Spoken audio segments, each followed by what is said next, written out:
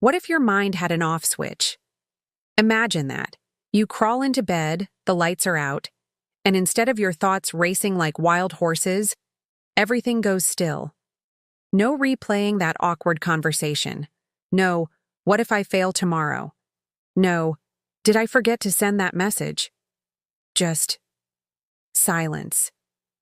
What if you could turn off overthinking, like flipping a light? But here's the truth, and you know it because you live it. Overthinking isn't something you choose.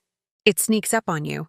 It starts as one small thought, something you said, something someone did, and then it multiplies. It spreads. It loops like a song that won't end. And the more you try not to think about it, the louder it gets. Until it's 2:37 a.m., and you're staring at the ceiling, bargaining with your own brain. Please just stop. If that sounds like you, you're not broken. You're human. Especially if you're a woman juggling 1,000 invisible things, responsibilities, emotions, expectations. Your brain was built to solve problems, but when life gives you too many, your mind doesn't rest. It overworks. But what if survival mode isn't where you're meant to live? What if your mind could rest without guilt? Before we dive deep, do me a small favor. Hit that subscribe button, tap the bell, and give this video a like. Now, let's talk about overthinking, the invisible storm. Scientists call it cognitive looping. It's when your brain replays thoughts to fix them, but instead, it traps you. Your stress hormones spike. Cortisol floods your body. Your heart rate goes up. Your digestion slows. Your muscles tighten. All because your brain doesn't know the problem is mental, not physical. It thinks you're in danger. That's why overthinking feels like your chest is heavy, like your stomach's twisted, like you can't catch your breath. Your mind says, think more, but your body whispers, I can't. Because your mind listens to your body more than you think. Let's start with something small. You wake up. Your mind is already full. Deadlines, dishes, decisions. You're reacting before you even start. That's when the loop begins. Now picture this instead. You wake up and don't touch your phone. You stretch. You take one slow breath, just one, and say, today, I control the tone of my mind. And that's the first step to turning off overthinking, choice. You can't stop thoughts from coming, but you can choose what stays.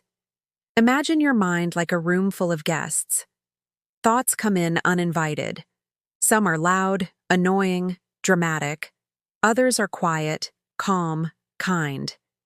You can't lock the door, but you can choose who sits with you, not emptying your mind, but managing the guest list. Let's be real. Most overthinkers are smart, sensitive women. You care deeply. You notice everything. You feel things others ignore. That's your gift. But gifts, when unchecked, become burdens. Your empathy becomes exhaustion. Your awareness becomes anxiety. So what if we learn to honor that sensitivity instead of letting it drown us? Here is a practice I've been sharing with women who carry too much in their heads. I call it the 3-minute surrender. It's simple.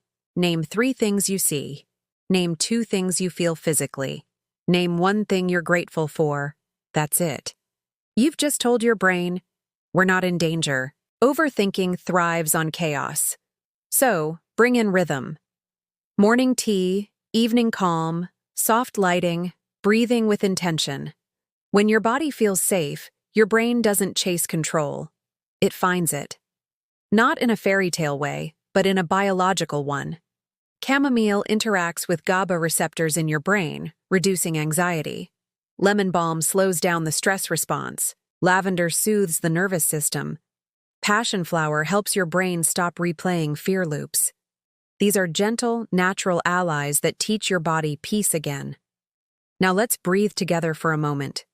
Inhale deeply through your nose for 4 counts. That's your body saying, we're safe.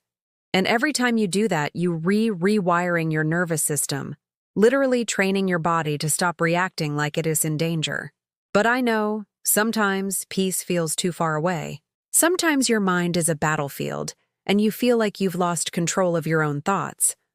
That's when you have to remember something powerful. Thoughts are not facts, they're stories, and you are the storyteller.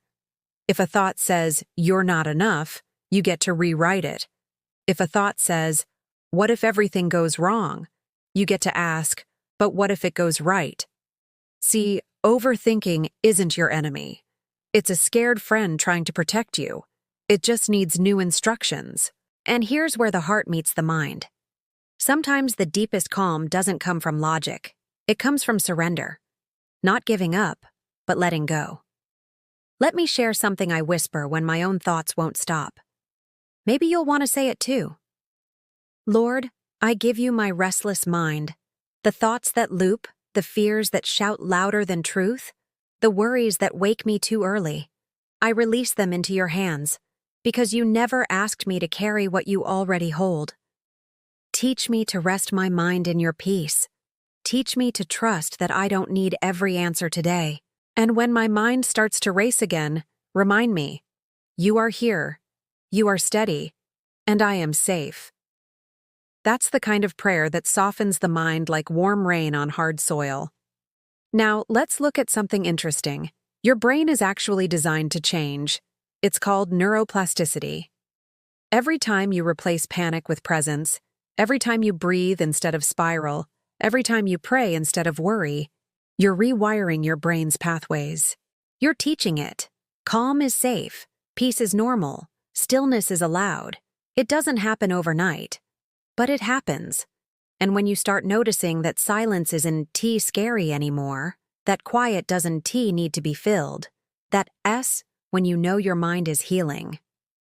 But let's go deeper. Why do we overthink in the first place? It's usually because we're afraid of pain, of loss, of rejection.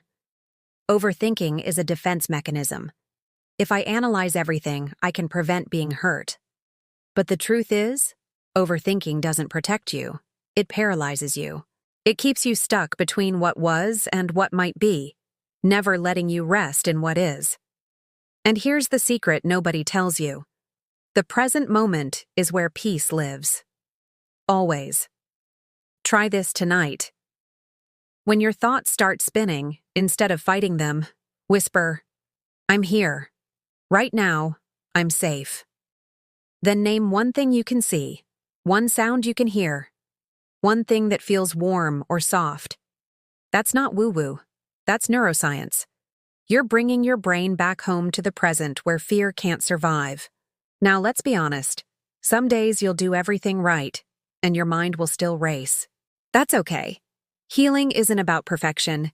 It's about persistence. When that happens, remind yourself, I've survived every thought that scared me before. I'll survive this one too. And if overthinking is starting to affect your sleep, your relationships, your joy, don't try to do it alone. Talk to someone, a therapist, a counselor, a friend.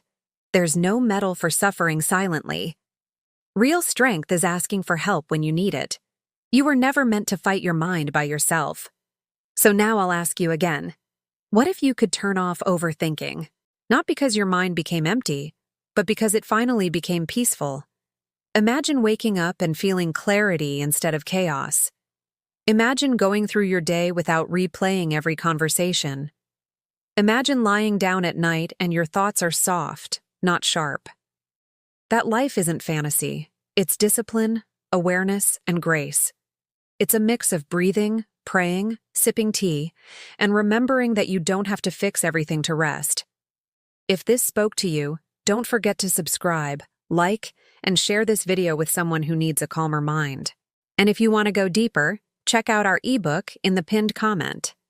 It's full of tea recipes, small rituals, and supplement suggestions that support peace from the inside out. Because your mind deserves rest, your heart deserves quiet, and your body deserves to stop living on high alert. So maybe tonight, when the thoughts start spinning again, you'll remember this. Peace isn't found by thinking harder. It is found by letting go. And maybe, just maybe, that's how you finally turn off overthinking.